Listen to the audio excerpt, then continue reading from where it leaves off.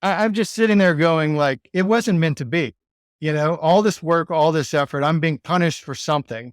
And, well, that just means something great's going to happen to me because there's no luck as bad as this luck, right? Like I have built up a bank account of positivity if this.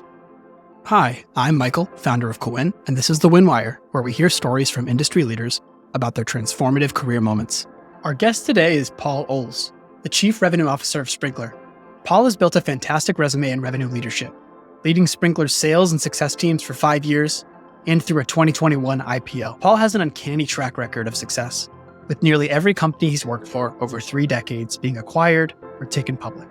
Before Sprinklr, he was Chief Revenue Officer of Tenfold and VP of North America Sales at Fuse. Paul came highly recommended as both a leader and a storyteller, so I'm excited for you to hear about a memorable deal that changed his career. Now, what I think makes Paul's story really unique is that not only do we get to hear about a deal that would define most careers, but also get to hear about a client run-in that Paul had that was so bizarre, I honestly thought it was a parody of a LinkedIn post. So without further ado, Paul Ohls. Paul, welcome to the Winwire. Michael, it's good to be here. Thanks for having me. You came highly recommended by Richard Rivera, who we've hosted on the podcast before. He mentioned you were one of the best strategic deal leaders he knows. So a very high compliment. That is.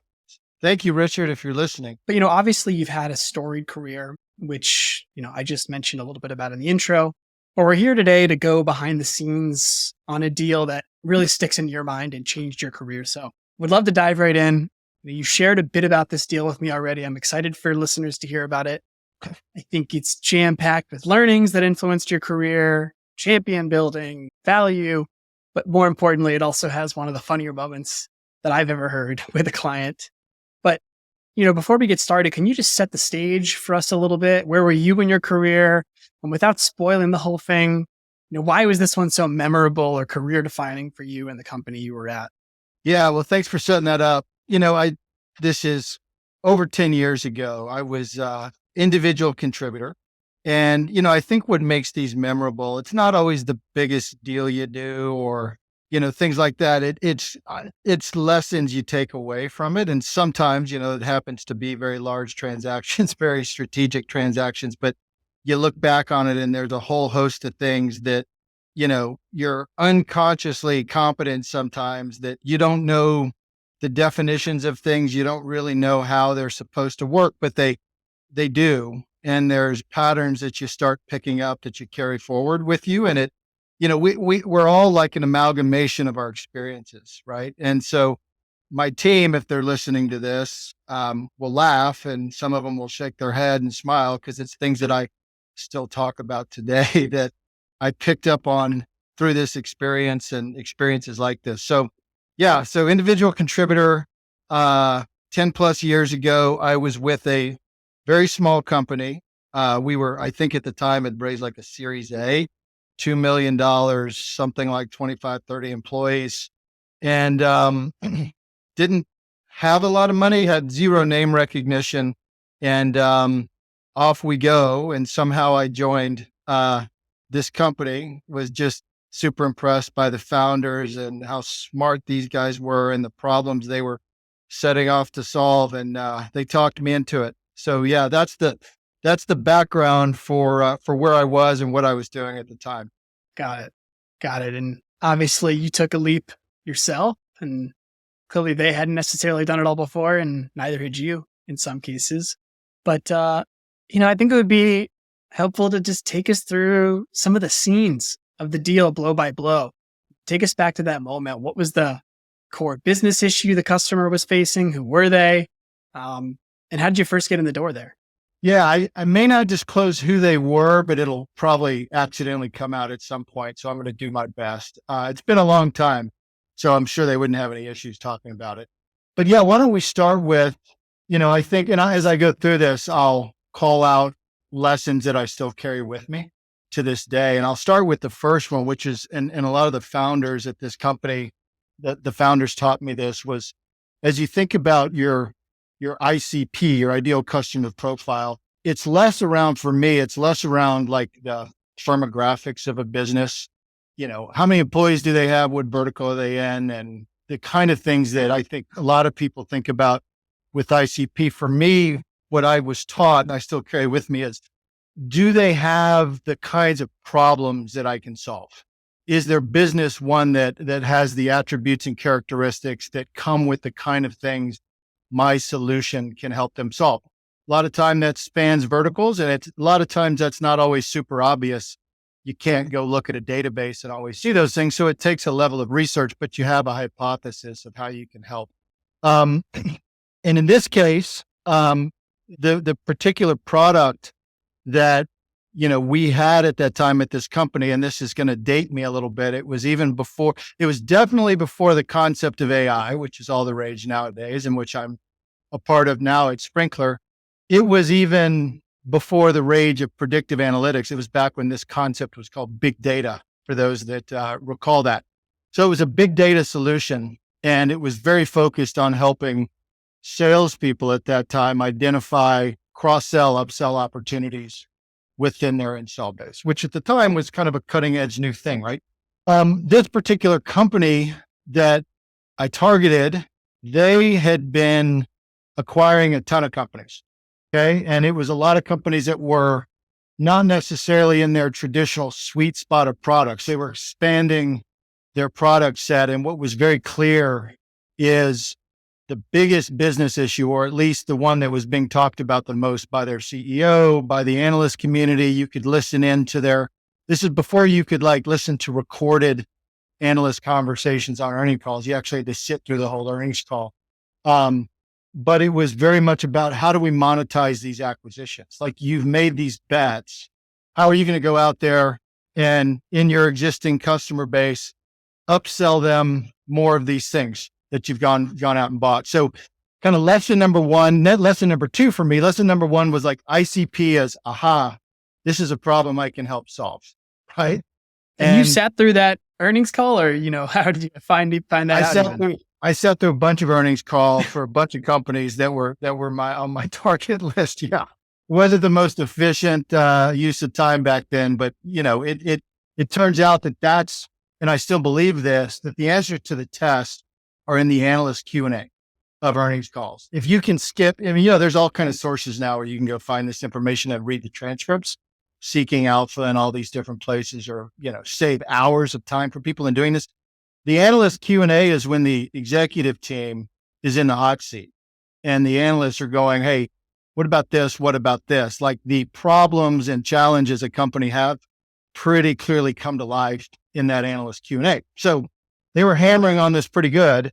And so you've got this, okay, I know what the biggest business issue is. And it doesn't take a genius to figure out, if you can attach yourself to the biggest business issue that a company has, or call it top 2 or 3, that's where the focus, resources, budget are.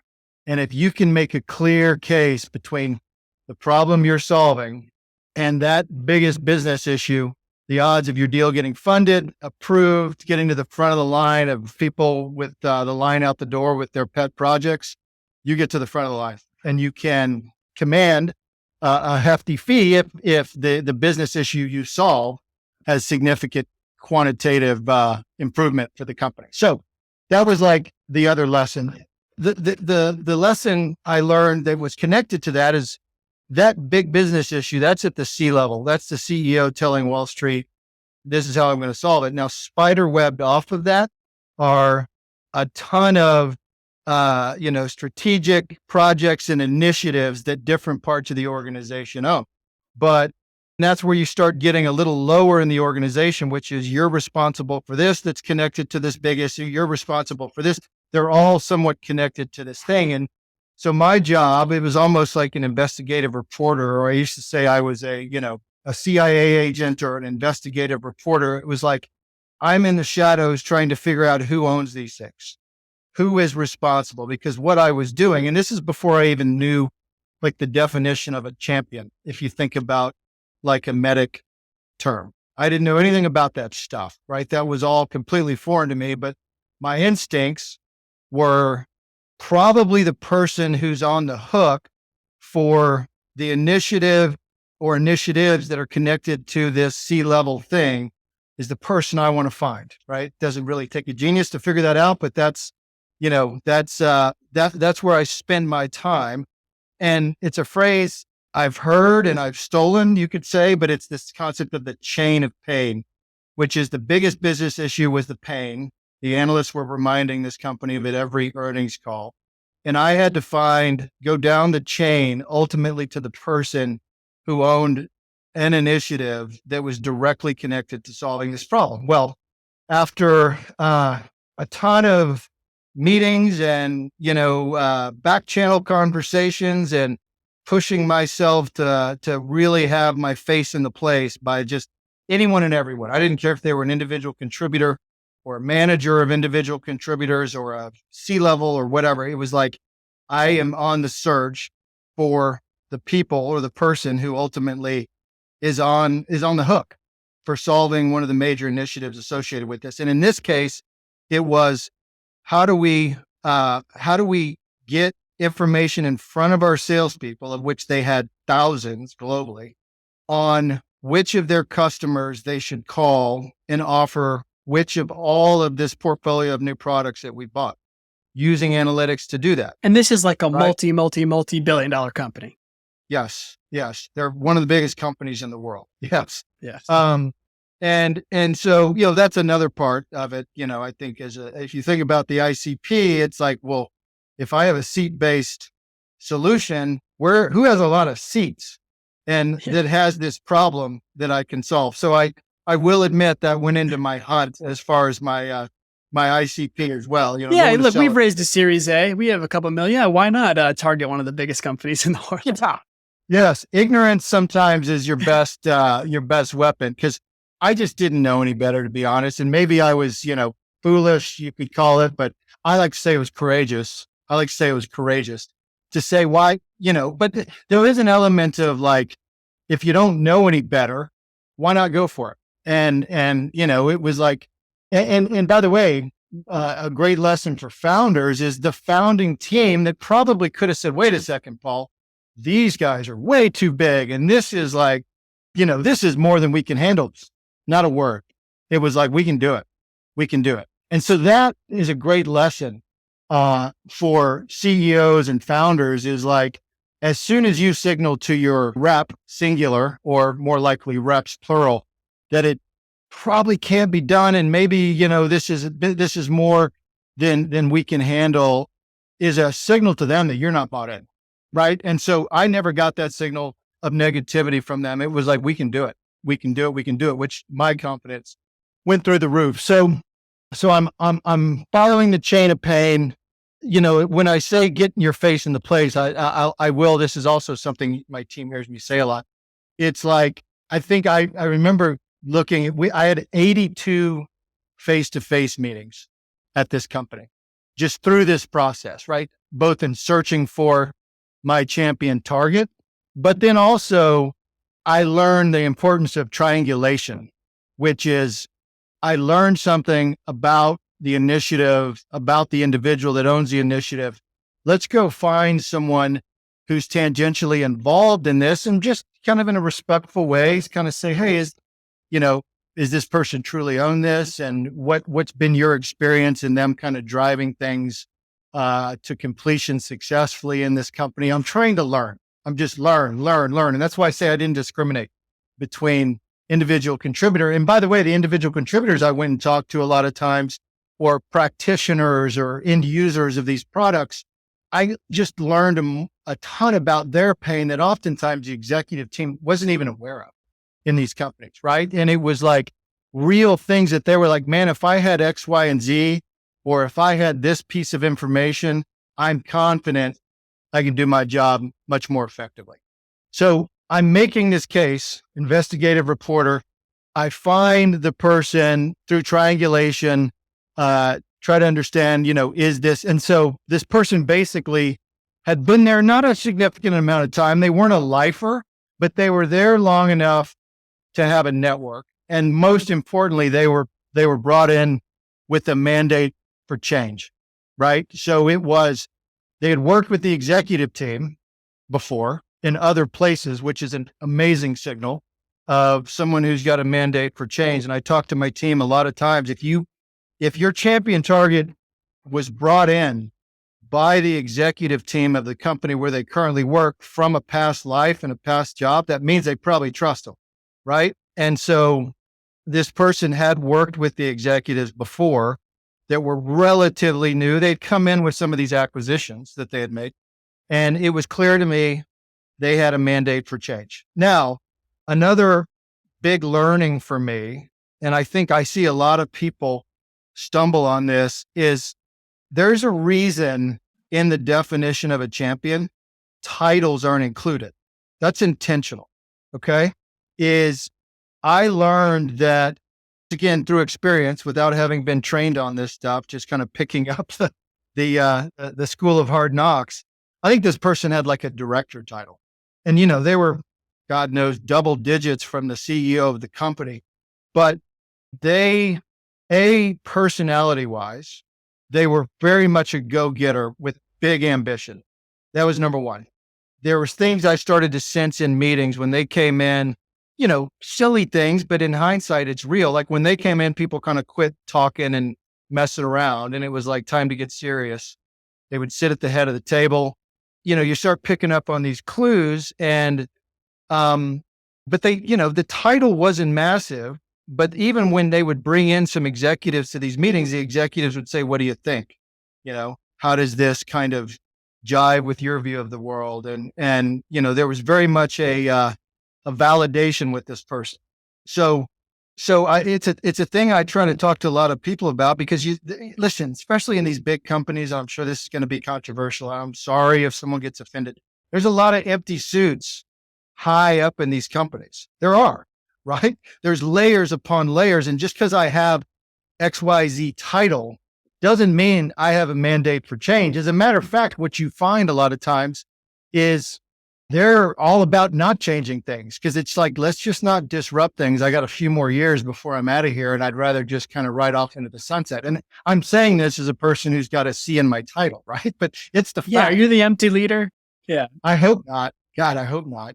But it's true. And so I think I see a lot of reps and AEs, and they gravitate towards, well, my champion's got to be up the ranks, right? They have to. It's like, no. Most of the action is happening in the middle of these companies, of people who are like, the way I'm going to get into that seat is by really having some points on the scoreboard. And so, and then in addition to everything else that you hear about in a champion, they're selling on your behalf. And most importantly, and the thing that people tend to miss the most, is that they have access to and influence with the economic buyer, which this person absolutely did. Not only in the things I talked about earlier, they were brought in by these people to drive this initiative, but throughout this process, there's tests that you're kind of putting in front of these people. That's not right at the beginning, get me to the EB, because I've not yet even come close to earning the right to ask that question. But it's things like, can you get some of your peers in the room? And my team always is going to laugh at this because they hear me use this analogy. It's a little bit like dating, right? Will you meet me? Will you meet the friends? Will you introduce me to your friends, right? Which is peers that they bring into the room. And do those peers actually show up? That's the test, right? Like, can they get them to the room? Can they actually show up in the meeting? Will they participate in the meeting?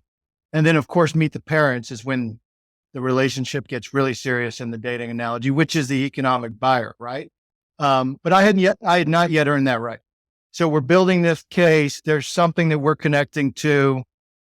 This person is getting it. They are having meetings with peers because, in a lot of these deals, it's like getting a vote passed in Congress or Parliament, or you got to get multiple senators to say yes. Not necessarily because they have a yes vote. It's because you want them to avoid a no vote, right? You want them to avoid killing your opportunity. So this person was very much involved with getting multiple stakeholders on board that couldn't drive the deal, but they could kill it. And that involves everything from like IT organizations to, marketing teams and the entire ecosystem. So those tests were being passed. Eventually we got the audience for, and this was another lesson, is the economic buyer for deal one is not always going to be the economic buyer for deal number 2, 3, 4, and 5. And so in this case, it was for deal number one, the economic buyer was the head of North America for this particular business unit. And it was one of these things where it's like, well, we can get them on board and go try to get everyone else on board over a long period of time to go try to do the massive big thing. Or do we do something smaller with North America and establish a proof point? And what, the other lesson I learned I still carry with me is once you validated and tested this person is truly a champion, you got to listen to them. And in this case, after many conversations and many strategy sessions together, it was, we got to go do the smaller thing first, because if we can establish a proof point of success, then we have the greatest PR campaign and we go shop this to all these other segments and we go do the global agreement. This is, and I obsess about this today. It drives me nuts when we don't do this. You have to capture the before state. So what is life like before we came in here? And then measure obsessively on what life is like after my product has been rolled out. And in the case of this company and this product, it was a subset of sales reps where we divided them in two and gave one of them our stuff, and the other 50% of them kept doing business as usual, and created like a test and control group. And the lift in the team that was using our stuff was something like 15-20% higher, cross sell, upsell. And it was like, well, that's pretty cool. And so fast forward a little bit, there was basically 4 geos in the world. We already had one, North America, that was bought in. We had to get LATAM, we had to get EMEA, and then we had to get APJ. So the next lesson I learned that has become super apparent to me, and I think most people will agree with this, is it became abundantly clear to me as we traveled the world together to get these different teams on board using this internal proof point that we had, was that at the end of the day in enterprise sales, we at the time, me as an AE, we're not salespeople. We are enablers of champions who become salespeople within their companies. And it was to the point that, and I'm not suggesting people follow this, but he would call me at 9 p.m. at night and be like, I got this meet briefing with someone tomorrow at 7 a.m. I need you to put this, and this together. And I would drop what I was doing and I would do it, because I started to become clear to me that he was building a champion deck. That's what I called it. It was this case that I was enabling him in the background. He wasn't keeping me out of meetings, but if we would go into meetings and I talked 10% of the time and he talked 90% of the time, that was an amazing meeting for us, because he was selling internally. And so it became abundantly clear to me that I was simply a sales enablement function for my champion, and was helping arm this person, and I was with him every step of the way. And then what was going through your mind at this point? Had you ever done anything like that? Was this totally new territory for you? Were you scared? Were you, how were you feeling? Yeah, I mean, it was thrilling. It was thrilling. I got to be honest. I mean, listen, it's like, and someday when we all hang up our cleats in this role, we're going to look back, and it's the thrill of the chase that I think is going to be the thing that everyone misses the most, because, when there's money you get and there's all these kind of things, that's fleeting. If you look back at, like, I was on airplanes all over the world, putting together these cases for change that really was moving the needle for this company. And though, the partnership and career advancement that you're giving to other people as you go through this is actually what you look back on. And then there's a whole ecosystem of people on my team at my SE, it was like Batman Robin. We were like partners in crime through this, and so that's the stuff that you look back on. Was it nerve-wracking? Yes. Every big deal blows up 3 times. I was taught that. And of course, we hit obstacles where literally it was like, guys, it's over. We can't do it. And so you have to learn this kind of steady state mindset where the highs can't be too high, the lows can't be too low.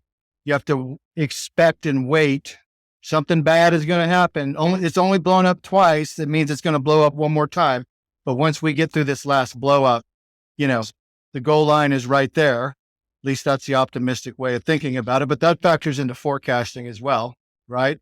If your deal hasn't blown up and you're calling it for this quarter, you may want to rethink that, because these big ones have obstacles that are just hiding behind corners. Now, with a champion like I had in this case, armed with a bulletproof business case, it's amazing what obstacles you can overcome, right? And it's amazing when you have those two things, how all the other medic elements start falling into place. Decision process becomes crystal clear because this person is vetting this thing out. Decision criteria are shaped 100% in your favor, right? We've already connected to pain. We've implicated the pain at the front end of this. We've got metrics within their company. We've already quantified the problem.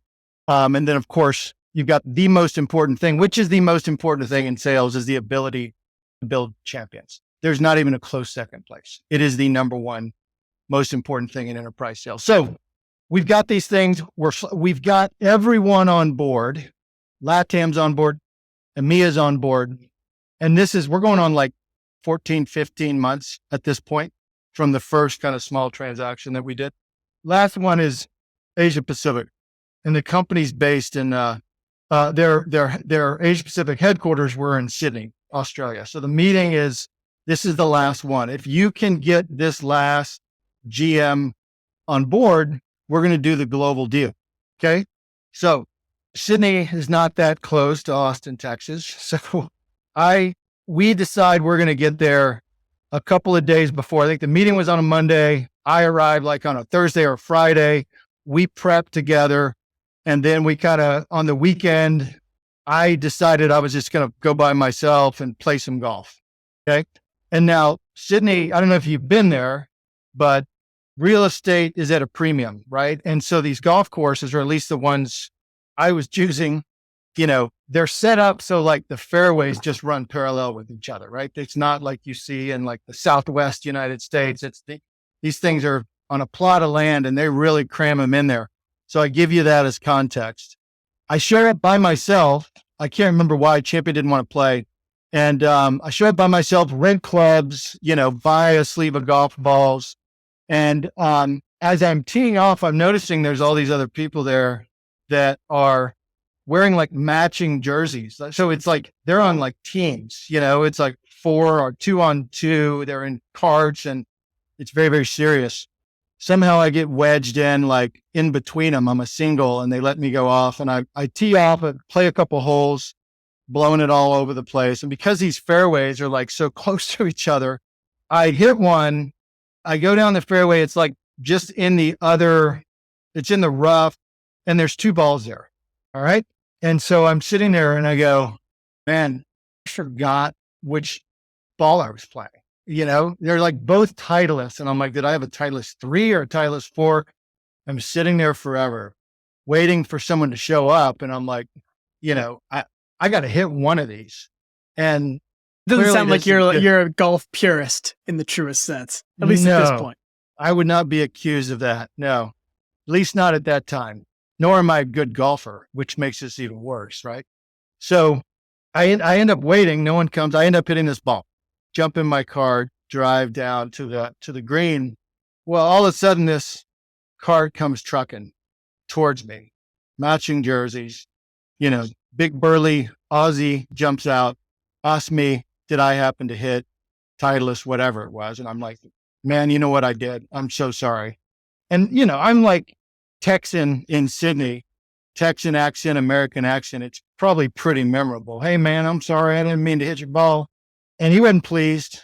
I think he had to take a stroke. As if we Americans don't have a bad enough reputation. Yeah.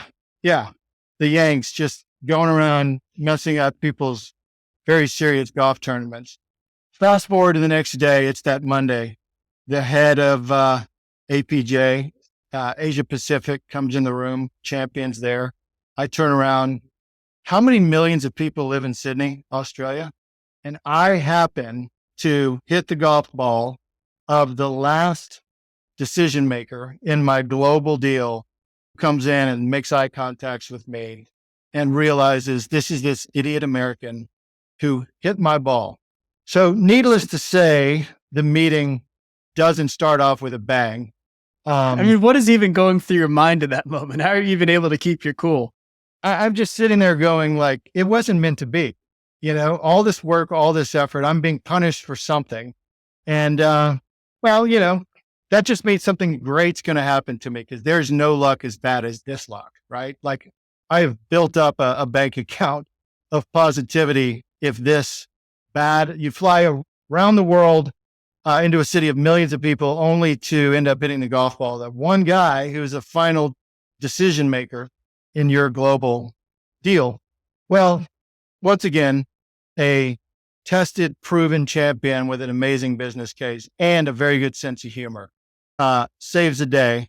We had a great meeting. Fortunately, Australians are great people who like to have a laugh. This guy laughed it off.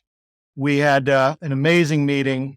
We got the last vote on this thing, and it ended up being a great deal for our company. It was, I think I'd said we had raised like $2 million in a Series A. So it was like a round of funding for us. It was something like $5 million a year, 3-year global transaction. But, like I said earlier, it's less about the financial size of it and more about, the foundation it gives you, of more than anything to tell people and coach people and hopefully teach people a thing or two around what not to do because of the scar tissue that you've got built up through the years of making the wrong decisions. But every now and then there's some right ones that'll carry you forward. So, overall, a great experience. Yeah. It's pretty amazing. I mean, you just mentioned this is almost like raising another round of funding for the company in a way. And I think there's an interesting aspect to this, given what a small company comparatively you were. This was a totally new echelon. It took a long time to really make it all come together.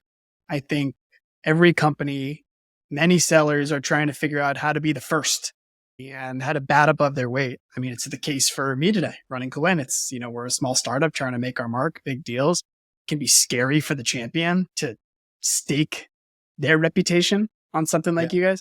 I mean, how did you manage to get them feeling good? And then what kind of impact did it have on your company? Yeah. So in something like that, and obviously I didn't cover this in detail, but you touched on something that's important. I mean, it is, you have to realize it, these companies want to see it's more than just, you and your SC, that there is a set of people behind you that are all about making them successful. It's the executives of your company. It's those who have to deliver. You get product in many of these cases involved to show them the methodology around how you're, how you're writing your software, how customer input goes into that, shaping the roadmap. They really want to understand all these things, and you should be proactively. For me, it's a champion test. Many of the times is, are they willing to invest that amount of time in you and in those kinds of discussions? Because if they're not willing to do that now, someone is going to show up at the 11th hour asking to do those things anyway. So let's proactively pull those forward. Let's do these steps so that when pressed and you're asked the hard questions, have you done a security audit? Have you done these things? Have we met with their services team to understand their methodology? So you have to not only do those things, my suggestion is you proactively do those things through this process. Because in a transaction of that size for a company that small, like we were, somebody's going to ask for those things. It pushed us, it made us better. And that's the other benefit to some of these customers. Now, listen, I've seen some customers like this take companies down with their complexity, right? And it can actually paralyze a company.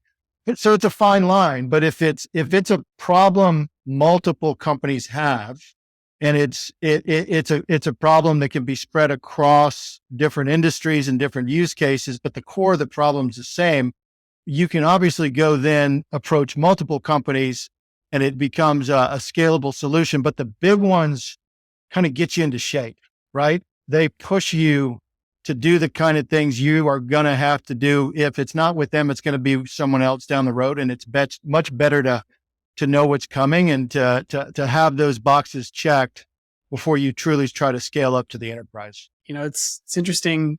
That was a pivotal moment for you. I was looking at your LinkedIn a little bit before we got on here, and you have an uncanny track record of going to companies that ultimately get acquired, or in this case, IPO.